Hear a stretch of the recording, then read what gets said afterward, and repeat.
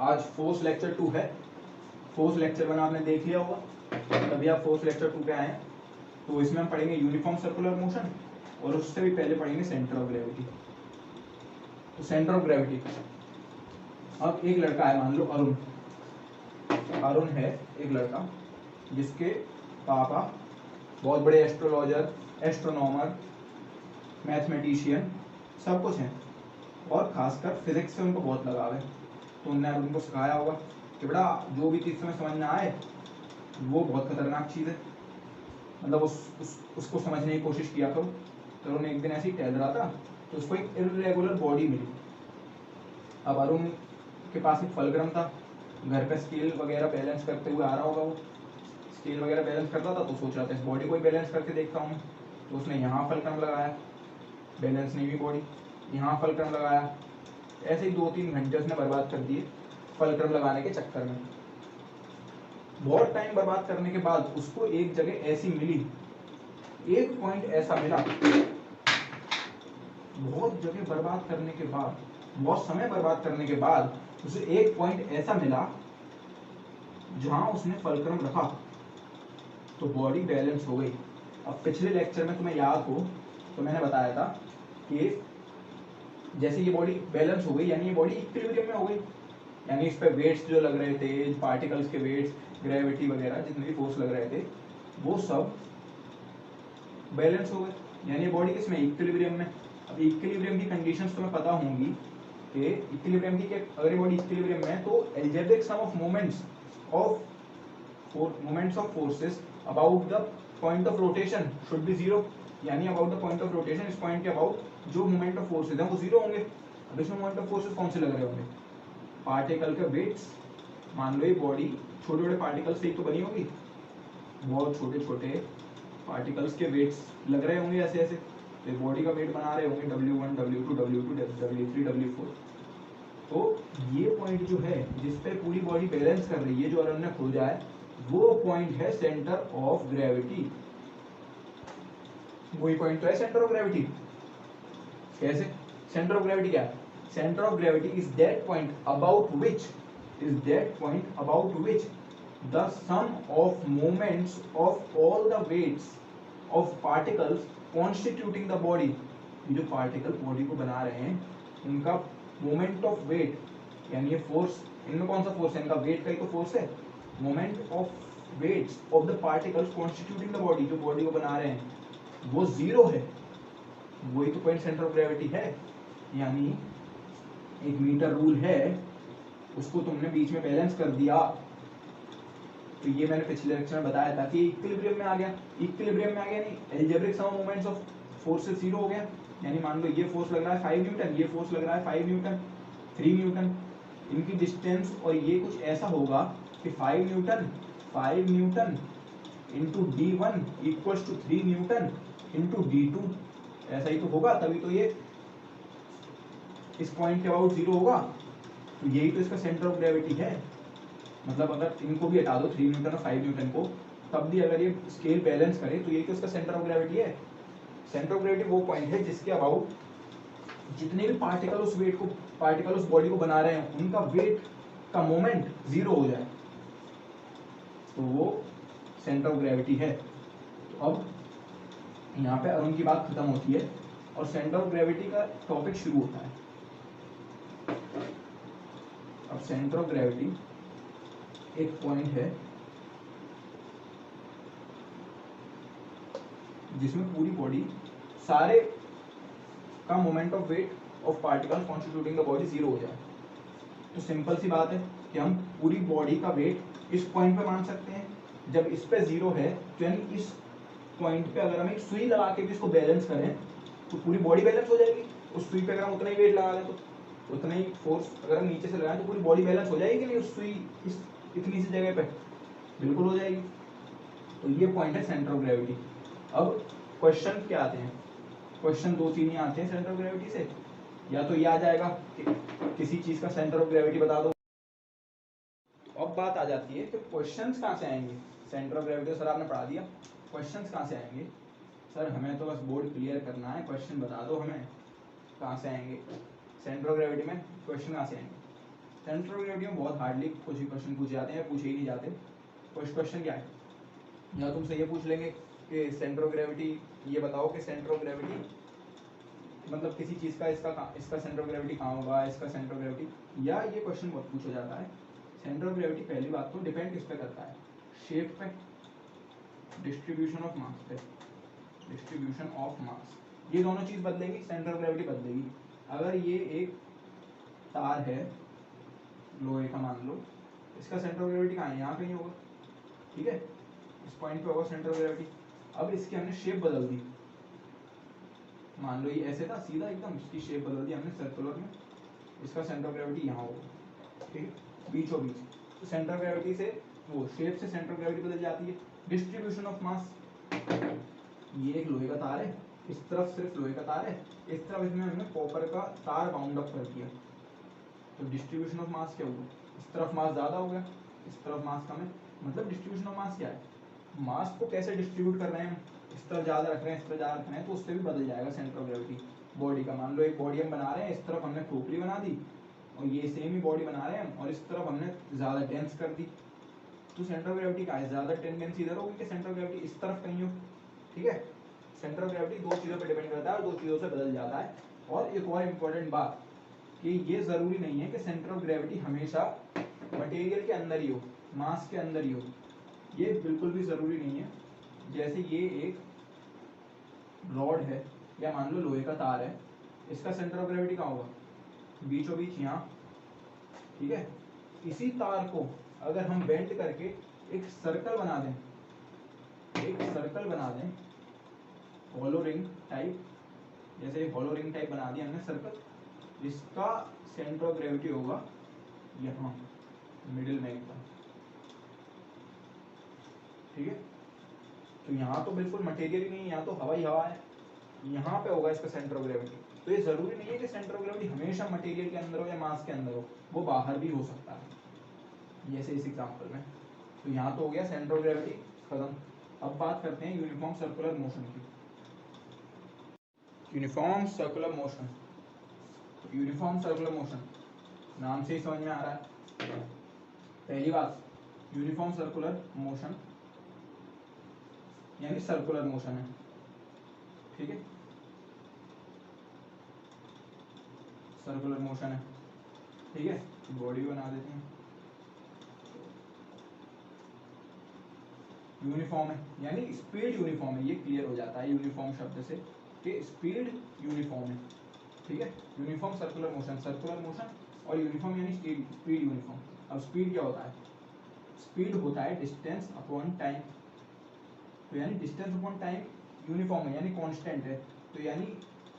d1 upon t1 equals d2 upon t2, और ये हर समय सेम होता रहेगा, यानी स्पीड कांस्टेंट है, ठीक है। इतना तो सब जान गए होंगे। तो अब ये क्या है, तो स्पीड तो यूनिफॉर्म है, यानी जैसे बताओ ये और ये, मान लो ये इसकी कोई डिस्टेंस है d1, इसका कुछ टाइम ड्यूरेशन है t1, ये है d2, इसका टाइम ड्यूरेशन है t2, ठीक है। तो ये d1 upon t1, d2 upon t2, इनकी वैल्यू इक्वल आएगी, क्योंकि इक्वल इंटरवल ऑफ टाइम में इक्वल डिस्टेंस कवर कर रहा है ये बॉडी है मान लो कोई, वो इक्वल इंटरवल ऑफ टाइम में, इक्वल इंटरवल ऑफ टाइम में यानी 3 सेकंड में मान लो इक्वल डिस्टेंसेस कवर कर रहा है, 4 मीटर 4 मीटर, और 3 सेकंड में 4 मीटर कर रहा है तो अगले 3 सेकंड में भी 4 मीटर ही करेगा, तो ये होता है यूनिफॉर्म सर्कुलर मोशन। तो अब स्पीड को तो डायरेक्शन से कुछ मतलब होता नहीं है, अब उनको तेरे से कुछ मतलब नहीं डायरेक्शन से, तो वो तो स्पीड क्लियर हो गया स्पीड का कि स्पीड तो यूनिफॉर्म ही है। डायरेक्शन से मतलब किसको होता है, वेलोसिटी को, वेलोसिटी को होता है डायरेक्शन से मतलब, velocity is a vector quantity. तो वेलोसिटी बोलता है कि मेरे को तो डायरेक्शन से मतलब है, मुझे मेरे लिए डायरेक्शन स्पेसिफाई कर दो इसकी, मैं यूनिफॉर्म हूँ तो अब इसकी डायरेक्शन स्पेसिफाई नहीं हो सकती क्योंकि ये है सर्कुलर मोशन। इस पॉइंट पे लोगे direction along the tangent at this point, इस पॉइंट से अलोंग द टेंजेंट बनाओ, इधर अगर ये बॉडी ऐसे घूम रही है एंटी क्लॉकवाइज तो इधर हो जाएगी डायरेक्शन, इस पॉइंट पे लोगे इधर हो जाएगी डायरेक्शन टेंजेंट पे, इस पॉइंट पे लोगे इधर हो जाएगी डायरेक्शन टेंजेंट, इस पॉइंट पे लोगे इधर हो जाएगी डायरेक्शन टेंजेंट पे। तो डायरेक्शन बदल रही है, डायरेक्शन बदल रही है यानी वेलोसिटी बदल रही है, और स्पीड तो डायरेक्शन से मतलब रखती नहीं है, यानी स्पीड यूनिफॉर्म है, वेलोसिटी बदल रही है, वेलोसिटी बदल रही है यानी change in velocity, change in velocity तो यानी एक्सेलरेशन हो रहा है। तो यूनिफॉर्म सर्कुलर मोशन एक ऐसा मोशन है जिसमें स्पीड तो यूनिफॉर्म होती है पर तब भी वो मोशन एक्सेलरेटेड होता है, तब भी वो मोशन एक्सेलरेटेड होता है, यानी यूनिफॉर्म सर्कुलर मोशन में स्पीड है यूनिफॉर्म, मोशन है एक्सेलरेटेड, मोशन है एक्सेलरेटेड। तो तुमसे पूछे कोई एक ऐसा मोशन बताओ जिसमें स्पीड यूनिफॉर्म हो तब भी मोशन एक्सेलरेटेड हो, ऐसा एक ही मोशन है uniform circular motion. Uniform linear motion में स्पीड वेलोसिटी दोनों यूनिफॉर्म होते हैं, एक्सेलरेशन जीरो होता है, और यूनिफॉर्म सर्कुलर मोशन में स्पीड कांस्टेंट, वेलोसिटी कांस्टेंट नहीं होती, velocity is variable, v is v, velocity is variable, acceleration is also variable, क्योंकि डायरेक्शन चेंज हो रही है, एक्सेलरेशन का भी डायरेक्शन से मतलब है, एक्सेलरेशन भी तो क्या है, क्या है, वेक्टर क्वांटिटी है, एक्सेलरेशन तो डायरेक्शन से मतलब रखेगी, वेलोसिटी क्या है, displacement upon time, displacement vector quantity है तो वेलोसिटी वेक्टर क्वांटिटी है, एक्सेलरेशन क्या है, change in velocity upon change in time, velocity vector है तो एक्सेलरेशन वेक्टर है, तो ये वेक्टर की चेंज चली आ रही है, ठीक है। तो ये यूनिफॉर्म सर्कुलर मोशन का है, ये स्पीड तो होती है यूनिफॉर्म, मोशन होता है एक्सेलरेटेड, ठीक है। अब आ जाते हैं सेंट्रीपिटल फोर्स, ये क्या है। तो सेंट्रीपिटल फोर्स है एक बॉडी है जो कि सर्कुलर पाथ में मूव कर रही है, उस बॉडी पे ऐसा फोर्स जो कि सेंटर की तरफ लगता है, उस फोर्स को हम कहते हैं सेंट्रीपिटल फोर्स, यानी the force acting on a body towards the center, the force acting on a body which is moving in a circular path, the body which is moving in a circular path, on that body which on that body the force acting towards the center of the body, towards the center of the path, ठीक है, towards the center of the path, circular path के centre की तरफ जो force लग रहा है, जो बॉडी सर्कुलर पाथ में मूव कर रही है उसको हम सेंट्रीपिटल फोर्स कहेंगे। अब ये सेंट्रीपिटल फोर्स की पूर्ति किसी ना किसी रूप में हो जाती है, जैसे एक प्लेनेट जो कि सन के अराउंड घूम रहा है तो उसको रिक्वायर्ड सेंट्रीपिटल फोर्स कहाँ से प्रोवाइड होता है, ग्रेविटेशनल फोर्स से, ग्रेविटेशनल फोर्स ही तो लगता है centre to centre, gravitational force कभी भी सरफेस या यहाँ से नहीं लगता, ग्रेविटेशनल फोर्स लगता है centre to centre, centre of body to centre of body other body, ठीक है। तो ये अब सेंट्रीपिटल फोर्स की पूर्ति कहाँ से होती है, किसी ना किसी रूप में हो जाती है, जैसे एक प्लेनेट जो कि सन के अराउंड घूम रहा है उसकी पूर्ति कैसे हुई, ग्रेविटेशनल फोर्स ने कर दी। तो ये जो रिक्वायर्ड सेंट्रीपिटल फोर्स है, required centripetal force is provided by the gravitational force, ठीक है। अब जैसे अरुण है, अरुण ने वो इरेगुलर बॉडी को इक्विलिब्रियम में ले आया था, तो खुश होके उसने यहाँ पे एक पत्थर लिया, उसको एक धागे से बांधा और घुमाने लगा, तो अब ये भी तो सर्कुलर पाथ में मूव कर रहा है, ये भी सर्कुलर पाथ में मूव कर रहा है, तो इसको रिक्वायर्ड सेंट्रीपिटल फोर्स कहाँ से प्रोवाइड हो रहा है, tension in the string, string में एक टेंशन होता है, ये स्ट्रिंग है तो टेंशन फोर्स होता है जो कि प्रोवाइड हो रहा है रिक्वायर्ड सेंट्रीपिटल फोर्स की पूर्ति करने में। तो ऐसी अलग अलग रूप में सेंट्रीपिटल फोर्स की पूर्ति होती रहती है। तो ये तो गए एग्जांपल और सेंट्रीपिटल फोर्स। अब आ जाता है सेंट्रीफ्यूगल फोर्स। तो सेंट्रीफ्यूगल फोर्स से एक बात हमेशा याद रखना, सेंट्रीफ्यूगल फोर्स फोर्स नहीं है, फेक,